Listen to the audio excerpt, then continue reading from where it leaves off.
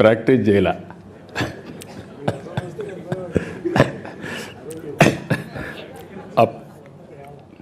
మంత్రిగా ఉండి డాక్టర్గా ప్రాక్టీస్ చేశాడు, అది వేరే విషయం. ఆయనకు మెడికల్ అండ్ హెల్త్ మినిస్టర్ ఇస్తే ఈయన ప్రాక్టీస్ చేశాడు. కానీ డాక్టర్గా చదివినప్పుడు చేయలేదు, అది నేను చెప్పేది. కానీ డాక్టర్గా చేసి సినిమాలు తీశాడు. అంటే ఒక జీవితంలో ఏ విధంగా ఉంటాయనేది ఒక ఎగ్జాంపుల్. 5 సార్లు అసెంబ్లీలో మినిస్టర్గా, ఎమ్మెల్యేగా ఉండి, మంత్రిగా ఉండి, ఒకసారి లోకసభ, ఒకసారి రాజ్యసభలో మెంబర్గా ఉండి,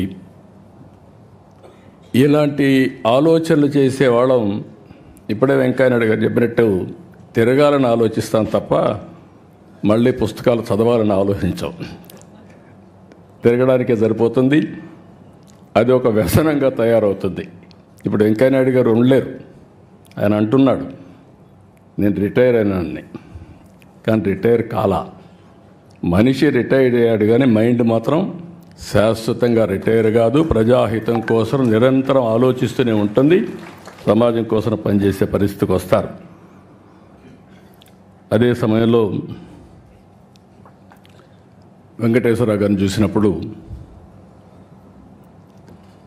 మనిషి ఇంత మునిపే భరత్ చెప్పాడు.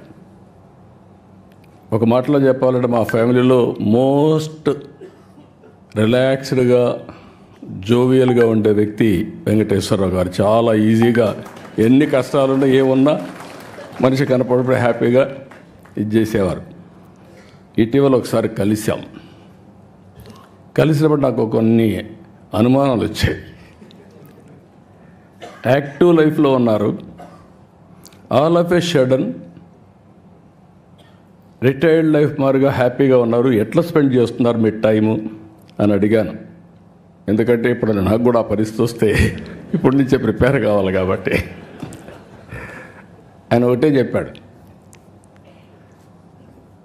చాలా హ్యాపీగా ఉన్నాం, నిద్రలేస్తే బ్యాడ్మింటన్ ఆడుకుంటా, వచ్చిన తర్వాత మనవరాళ్ళు వాళ్ళతో ఆడుకుంటా, అక్కడి నుంచి కసపు గాసిప్ ఎవరిన ఫ్రెండ్స్ వస్తే చేసుకుంటూ ఉంటాం. మళ్ళా ప్యాక్ ఆటకు పోతాడు, మధ్యాహ్నం అయితే ప్యాక్ ఆటకు పోతా, ఆడ ఒక 2 గంటలు ఆడితే మైండ్ స్టిమ్యులేట్ అవుతుంది, హ్యాపీగా వచ్చి నిద్రపోతాను. What a wonderful life.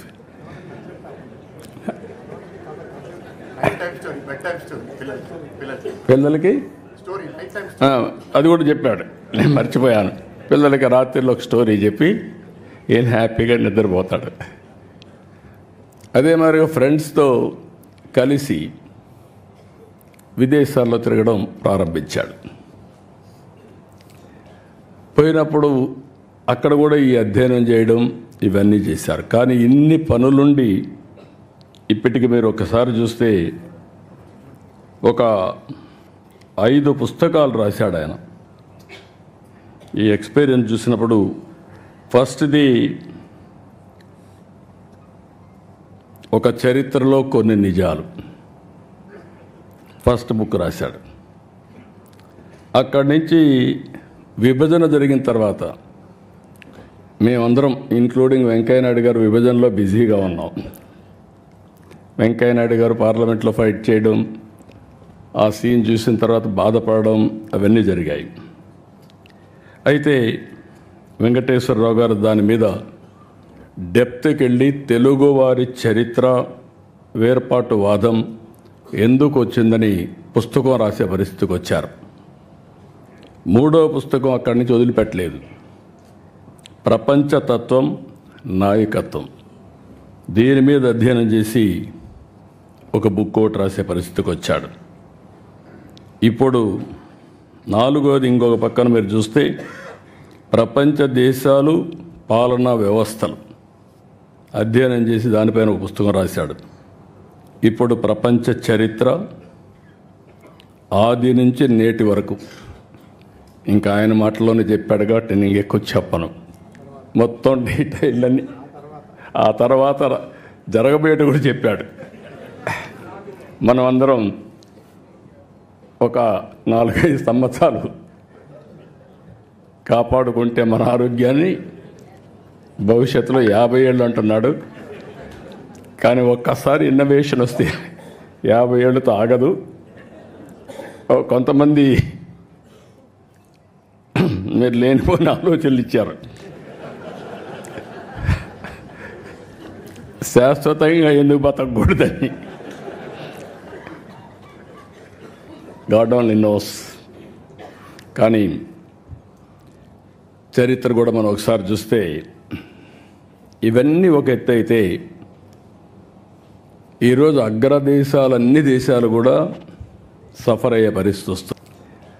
పోయినప్పుడు అక్కడ కూడా ఈ అధ్యయనం చేయడం ఇవన్నీ చేశారు. కానీ ఇన్ని పనులుండి ఇప్పటికి మీరు ఒకసారి చూస్తే ఒక 5 పుస్తకాలు రాశాడు ఆయన. ఈ ఎక్స్పీరియన్స్ చూసినప్పుడు ఫస్ట్ది ఒక చరిత్రలో కొన్ని నిజాలు, ఫస్ట్ బుక్ రాశాడు. అక్కడి నుంచి విభజన జరిగిన తర్వాత మేమందరం ఇంక్లూడింగ్ వెంకయ్యనాయుడు గారు విభజనలో బిజీగా ఉన్నాం. వెంకయ్యనాయుడు గారు పార్లమెంట్లో ఫైట్ చేయడం, ఆ సీన్ చూసిన తర్వాత బాధపడడం అవన్నీ జరిగాయి. అయితే వెంకటేశ్వరరావు గారు దాని మీద డెప్త్కి వెళ్ళి తెలుగువారి చరిత్ర వేర్పాటు వాదం ఎందుకు వచ్చిందని పుస్తకం రాసే పరిస్థితికి వచ్చారు. 3వ పుస్తకం అక్కడి నుంచి వదిలిపెట్టలేదు. ప్రపంచతత్వం, నాయకత్వం, దీని మీద అధ్యయనం చేసి ఒక బుక్ ఒకటి రాసే పరిస్థితికి వచ్చాడు. ఇప్పుడు 4వది ఇంకొక పక్కన మీరు చూస్తే ప్రపంచ దేశాలు, పాలనా వ్యవస్థలు అధ్యయనం చేసి దానిపైన ఒక పుస్తకం రాశాడు.